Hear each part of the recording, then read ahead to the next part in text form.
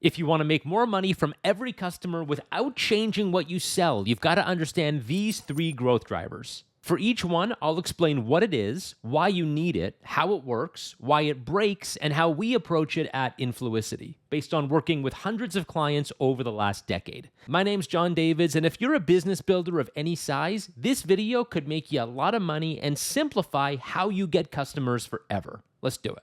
So there are three kinds of marketing every business needs to be doing depending on where you are in your growth cycle. And the first one is performance marketing. These are the dollars you spend that you know will generate revenue. You're not guessing, you're not hoping. This is your workhorse budget. So most businesses have some bucket of marketing dollars where they can say, hey, if I spend this amount of money here, we make that amount of money there. And if you're really dialed in, you've got it down to a mathematical formula. You can say for every $1 I spend, I'll earn $4.75 of revenue within a 60-day period. And if you're there, that's awesome. And if you're not, that's okay too. Most businesses aren't. But wouldn't it be amazing if we all were? Now, why do you need performance marketing? Well, because business shouldn't be a guessing game. If a business builder is preoccupied with where their next dollar of revenue is coming from, they're not going to be doing the real work of product development, strategy, getting to that next level of growth. You're just going to be worried about paying the bills, keeping the lights on. And that's normal at the very beginning of any business, but when you've gotten past those early scrappy days, customer acquisition is a science. It's not an improvisation. It is not a guess. Now, for most companies, not all, but most, performance marketing involves meta ads. That's your Instagram ads, Facebook, WhatsApp, and Messenger ads. Then there's Google ads, which is Google and YouTube. It could also be ads on TikTok, Snapchat, Pinterest. If you're in B2B, this could be LinkedIn. If you're in e-commerce, it's Amazon ads. So it's some kind of platform that's designed to optimize for specific transactions. These ads are generally measured on CPC, that's cost per click, CPL, cost per lead, or CPA, cost per acquisition. So you're not just looking at how many people saw the ad, but really how many took action. And the closer that action is to the transaction, the better. You want to see people doing things that are very close to a sale. Okay, so why does it break? How does performance marketing not work? Well, picking the platform is just the first step. You also need to know how to use it. So you could be running meta ads, but your pixel isn't set up correctly.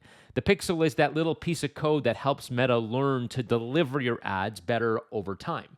And if it isn't working, or if you don't even have a pixel set up at all, Meta is just flying blind. And it actually happens a lot, unfortunately. Or maybe you're measuring the wrong thing, so Meta isn't delivering on the right objective, and then your performance marketing is totally messed up. That's when you get people saying things like, oh, well, Facebook ads don't work for my business. Oh, yes, I can guarantee they do work for your business. It's probably just that your agency or your consultant hasn't set it up correctly. Now, you could also just choose the wrong platform, in which case it won't work either. So if people are mostly searching for your thing on TikTok, but you're running ads on Google and nowhere else, you could be missing out on a lot of the right people. So there's lots of reasons performance marketing might not be working for you, but there's no way around it. You need performance marketing to ensure that you're getting customers predictably and profitably. You got to get it right. Now, how do we approach performance marketing at Influicity? Well, first thing, we've got to make sure it exists. A lot of businesses don't have their workhorse in place, and that's why getting new customers might be choppy or unpredictable or unprofitable. So our first step is just finding it. And second, how dialed in are you? Do the customer acquisition costs make sense? Are you winning customers at a good clip? Are you converting these costs into cash flow fast enough to continue reinvesting? The real goal is that you have a performance marketing engine that is kind of like a slot machine that's rigged in your favor. You put $1 in, you get $2 out, or $3, or $4, or $5. Show me that money. That's what performance marketing is all about, my friend. All right, number two. The second kind of marketing every business needs is brand marketing. And this creates your flywheel. It lets you scale and grow with literally no cap. Your brand marketing is so important because it lets you acquire customers without spending money. So we just talked about how important performance marketing is, and that's when you spend $1 to make $2. Brand marketing is where you spend $0 to make $2. And let me explain. You can grow on performance marketing for a very long time, but you're always dependent on someone else. I think of it as rented market share versus owned market share. Right? When you pay Google or Amazon or Instagram or Facebook for that next customer, you are renting space, forcing yourself into the conversation so the customer might give you the time of day. And again, nothing wrong with that. You should be doing it. But at the same time, you also want to build your brand gravity. You want your business to take up more space in the market, mental space. Let me give you some examples at the extreme end of the market so you can really visualize it for yourself. And by the way, I'm not giving you these examples because you should do what these guys do. I just want to illustrate what brand marketing looks like at the extreme. Think Coca-Cola, think Nike, Tylenol, Netflix. These players have invested enormously in building their brands. They have huge gravity in their categories. If you picture the cola category as a universe with stars and planets and a sun and a moon, the Coca-Cola planet would be the biggest one in that universe.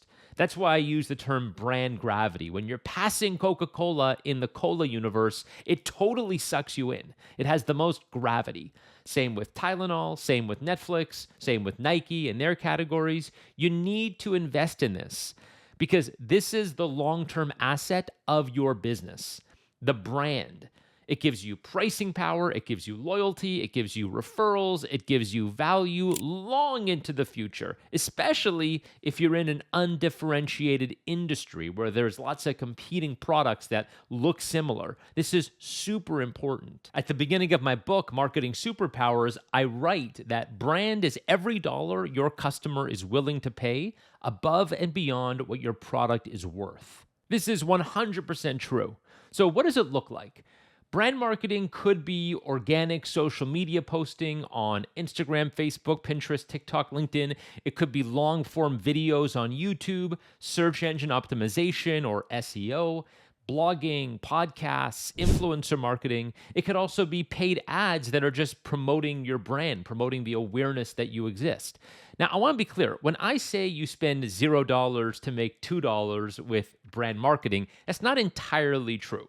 What I really mean is brand marketing is more difficult to measure. If you sell flowers and floral bouquets and you post an Instagram reel of this beautiful flower arrangement that you just made, and then a customer sees that piece of content on Instagram and calls you up and places a $10,000 flower order for their wedding, you can't really attribute that single Instagram reel to that specific purchase because A, you wouldn't know that they saw the reel, and B, they probably didn't just see the reel and place the order. It was a mix of things.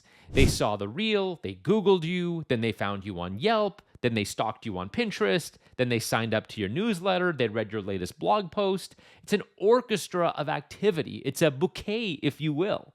So brand marketing works. It definitely does. It's just hard to pinpoint and measure exactly when it works, which is why so many companies don't do it. And this is why it eventually breaks. The biggest reason brand marketing fails is because companies treat it like performance marketing. So they'll put out really great content on Instagram and TikTok and LinkedIn. They'll write blogs that capture lots of attention. They'll invest in SEO. They make podcasts. And then they start trying to measure every dollar invested in brand marketing and what the return was. And they can't. So it's like, well, I spent $20,000 and I can't point to a specific ROI. Now, they made lots of money that month. They're making plenty of cash in their business, but because they can't trace every dollar spent to every dollar earned, they just think, well, that whole brand marketing stuff doesn't work. And then they start messing around with their brand marketing, or they stop doing it altogether and they just ruin it.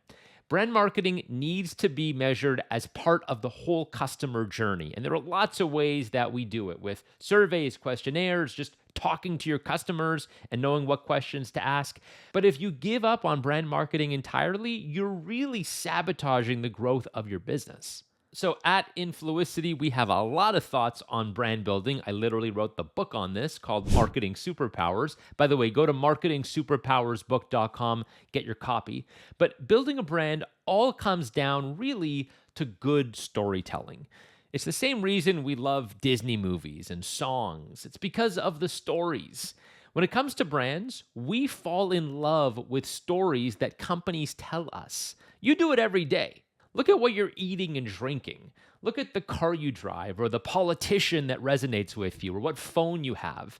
These are all stories told to us by businesses. Those are all businesses who profit from them.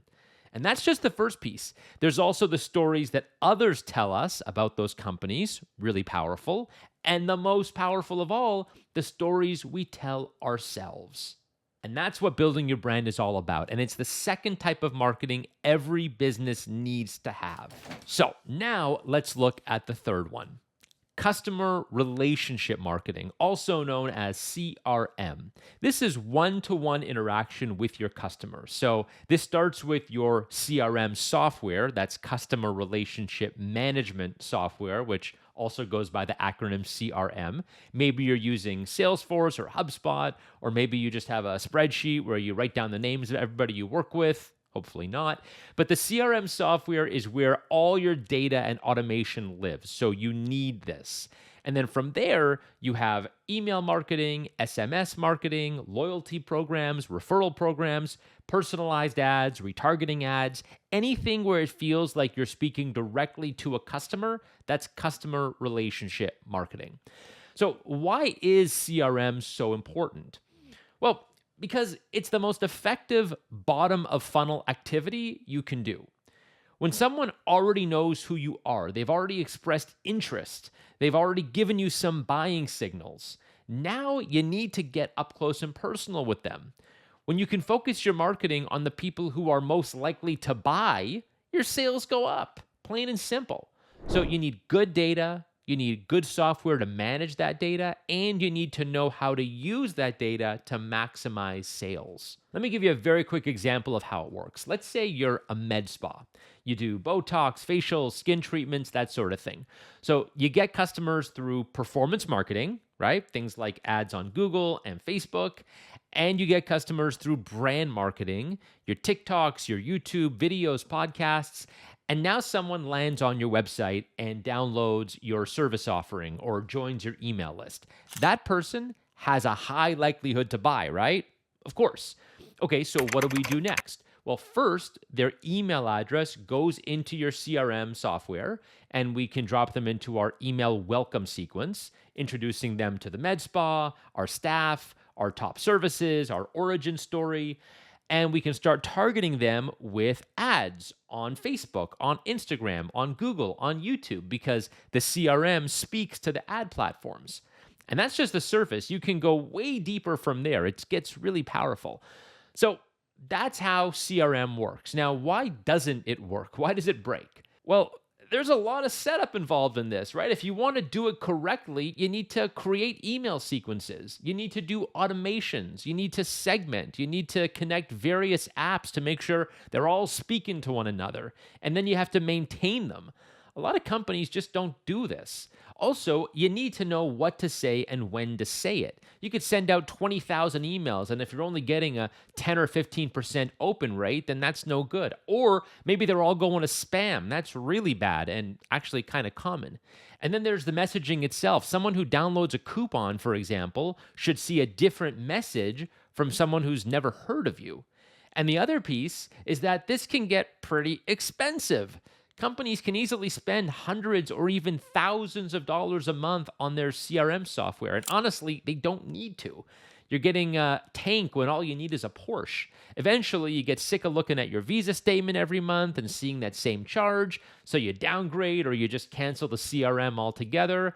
And I've seen this happen. It's really, really bad. And it should never happen because you can avoid it. At Influicity, we do lots of customer relationship marketing. We've used plenty of CRM software. We've set up literally hundreds of email sequences for our clients. We know which ones work, how to get the open rates higher up, how to avoid the spam box. And we also use a ton of automation, so you don't need anyone doing manual work moving data around from system to system. Ugh, what a waste of time. And honestly, we try to do it economically. Software costs are coming down. You can get really powerful programs for a lot less money today than you could even 3 years ago. So there you have it, my friend. Performance marketing, brand marketing, customer relationship marketing. That is your marketing trifecta. And one big takeaway that I want to leave you with, because this is important, you don't need to do all these things to the max all at once or all the time, but you must do the right ones. And you should be thinking about how they all fit into your business. My name's Jon Davids. Get my best stuff to your inbox at jondavids.com.